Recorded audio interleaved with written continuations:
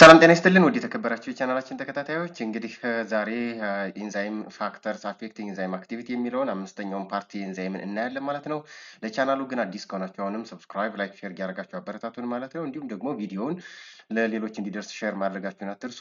እንግዲህ ዛሬ የመጣንበት ፋክተርስ አፌክቲንግ ኢንዛይም አክቲቪቲ ይሆናል ማለት ነው። እስከ ቪዲዮ ፍጻሜ ድረስ አብራችሁን ዝለቁ። So the common factors which affect enzyme activity are listed down: the substrate concentration, enzyme concentration, temperatures or the high as well as low temperature, pH or acidity and basicity, inhibitor molecules, activators or metal ions, and salinity are the most common and major factors which affect the enzyme activity. So let's try to see the first factor which affect enzyme activities. እንግዲህ ኢንዛይም አክቲቪቲ ምንድነው? በተለያዩ ፋክተሮች አፌክትድ ይደረጋል። በተለይ ደግሞ ኢንዛይሞች ለተለያየ ፋክተር ሴንሲቲቭ ናቸው። ምክንያቱም they are tertiary structure protein ስለሆኑ the structures of an enzyme like that of a protein can be denatured ያደርጋል ወይም ደግሞ ስትራክቸሩ ዲስቶርትድ ያደርጋል ማለት ነው። So the first factor which affects enzyme activity is salt concentration. This change in salinity, that is why adds or removes cation or an anion, a positively charged cation or a negatively charged anion ይጨምራል ማለት ነው። That disrupts a bond or disrupts the 3D shapes or the 3D structures of a protein, because enzymes can have tertiary structures of a protein.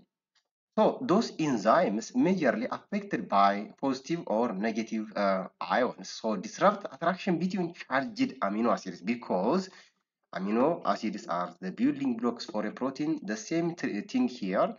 Enzymes are proteins, so they are made from or synthesized from amino acids. So this disruption or this charge salt ions can affect the secondary and tertiary structures of a protein. Majorly, this tertiary structure is the major manifestations of an enzyme. So it denatures the protein structure. So that is why protein denaturation leads to enzyme denaturation. Good. Enzyme intolerance of extreme salinity. That is why dead sea is also called dead factor for reasons, right? Good. This is why አሁን እንግዲህ እንደምታዩት ማለት ኤክስትሪምሊ ስሞል ከነበረ ወይም ደግሞ በጣም ዝቅተኛ ሳልት ኮንሴንትሬሽን ከነበረ ጀስት ኢንክሪዚንግ ሳልት ኮንሴንትሬሽን ምን ያደርጋል? እየጨመረ ሄድና ጀስት ፒክ ፖይንት ሲደርስ ያ ፒክ ፖይንት ምን እያደረገ ይመጣል? እየቀነሰ ፌል ዳውን እያደረገ ወይም ደግሞ መጨረሻ ላይ ኢት ዊል ጌት ሶት ዲኔቸርድ ያደርጋል ማለት ነው።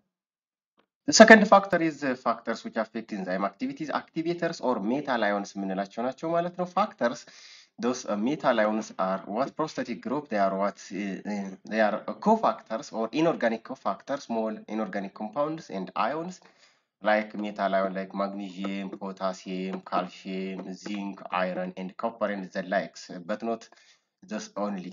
They have a lot of metals that participate in enzymatic activity. So they bound with enzyme molecules. Generally, the presence of metal ion can enhance the activity of an enzymes. Such, for example, hexokinase requires an activator with magnesium ion. The same is true. This iron is very important for hemoglobin proteins. And the other one, some vitamins. That is why cofactors can be organic. That organic cofactor we call coenzymes. They are enzyme helpers or they are enzyme facilitator. They are activators molecule that activate the proenzymes or the protein part of holoenzymes, binds temporarily or permanently to the apoenzymes of the holoenzymes. And enzymes majorly have different cofactors, like mainly fat soluble, the water soluble vitamins, that is B complex, like vitamin B3, vitamin B2, vitamin B1, vitamin B5, B7, B6, B9, and B12 are the major cofactors that are enzyme helpers. The presence of cofactor can enhance or decrease. If they are absent, it can decrease, but if they're present, can enhance or triggers the activity of an enzyme. So cofactors are enzyme helpers. So the second one, those activator molecules are small inorganic molecules. As we have mentioned, those metal ions and the like are activators, or they can enhance the activity of an enzyme, or increasing metal ion can activate, or concentrations of metal ion can increase the rate of enzyme reactions.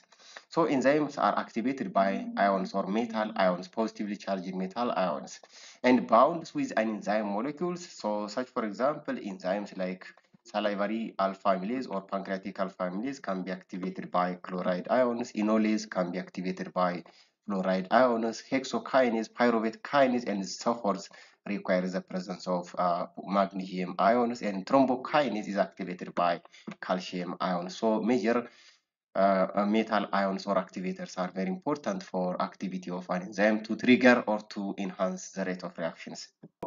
So we have different activators that activate or that can act as cofactors, or that is why inorganic cofactor like copper can act as a cytochrome or activate the cytochrome oxidase, iron 2 plus and iron 3 plus cytochrome oxidase, catalase, peroxidase, and so magnesium is very important. Hexokinase, glucose 6-phosphatase, pyruvate kinase, and so forth requires metal ion magnesium. Manganese is also important for arginase, ribonucleotide reductase, and the likes. That is why zinc also carbonic anhydrase, alcohol dehydrogenase, carboxypeptidase A, carboxypeptidase B, and so forth. So selenium is very important antioxidant that reduce or that is very importantly participate in glutathione peroxidase enzymes, and nickel is very important for urease enzyme that cleaves urea to carbon dioxide into ammonia. Molybdenum is very important for dinitrogenase. So the other one is substrate concentrations, right? Substrate concentration has great effects on enzyme activity majorly.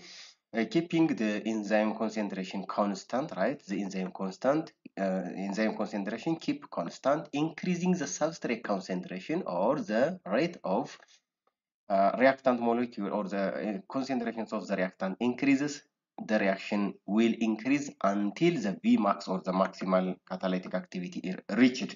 እዚህ ጋር እንደምታዩት ምንድን ነው? እዚህ ጋር just we have enzymes. Those are enzymes. Here is enzyme, that is free enzyme, but this enzyme and these enzymes are at ordinarily bound with substrates. ስለዚህ እዚህ ምንድነው ኢንዛይሙን እየጨመረ ማነው ሰብስትሬቱን እየጨመርን ስንሄድ እዚህ ጋር እንደምታዩት all the enzymes are occupied by the substrate. The left substrate is 1. ስለዚህ ሰብስትሬት ስንጨምር ምን ያደርጋል? ሬት ኦፍ ሪአክሽኑ እንደዚህ እንደምታዩ ግራፉ ምን እያደረገ ይሄዳል? እየጨመረ ይሄዳል ማለት ነው። ነገር ግን once the enzyme is occupied or generally that is why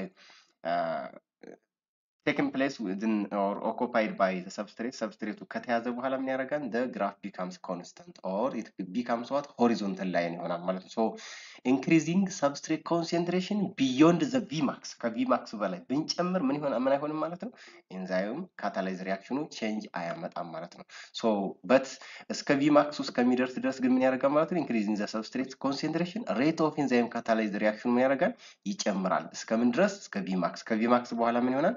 constant ሆኖ ይቀጥላል because the enzyme and the substrate has been already saturated or all the enzymes are what?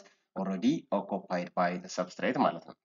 Yes, the next one is effects of enzyme concentration. አሁን ያየነው substrate concentration ነው። enzyme concentration ደግሞ ስናስብ keep the substrate concentration constant, substrateውን constant አድርገን enzyme concentration ሲጨምር the rate of enzyme catalyzed reaction ምን ያደርጋል? linearly ይጨምራል ማለት ነው። increasing ሲጨምር ይጨምራል ማለት ነው። that is why the effects of majorly the concentrations of enzyme increases, the rate of enzyme catalyzed reaction increase linearly as y is equals to mx plus b as linear graphs mx plus b ይሆናል ማለት ነው። ምክንያቱም linearly ነው የሚጨምረው ማለት ነው።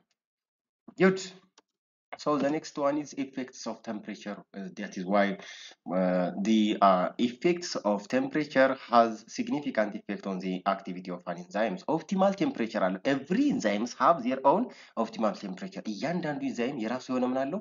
ኦፕቲማል ወይም ደግሞ ማክሲማል የሚሰራበት ቴምፕሬቸር አለው። that temperature ምን ይባላል? optimal temperature ብለን እንጠራዋለን. is the characteristic temperature at which enzymes has what? maximal catalytic powers or catalytic ኢፌክት ያለው ማለት ነው። ሊትል ከሆነ ከዚህ ከኦፕቲማል ቴምፕሬቸር በታች ከሆነ ወይም ደግሞ ዝቅተኛ ከሆነ አክቲቪቲ ሎወርስ ዋስ the temperature fewer collision, that is why enzyme catalytic reaction ምን ይሆናል ማለት ነው? lower ነው ማለት ነው፣ ዝቅተኛ ነው። so increasing the temperature, that is why if the optimal temperature or the temperatures of the enzyme is beyond or below the optimal temperature, ከኦፕቲማል ቴምፕሬቸሩ በታች ከነበረ ቴምፕሬቸሩን ስንጨምር ምን ያደርጋል? ኢንዛይም ካታላይዝ ሪአክሽኑ እየሆነ ይመጣል እየጨመረ ይመጣል ማለት ነው። ነገር ግን ከኦፕቲማሉ ቴምፕሬቸር በላይ ከዛ በላይ እየጨመረ ስንመጣ ኢንዛይሙ ምን ይሆናል?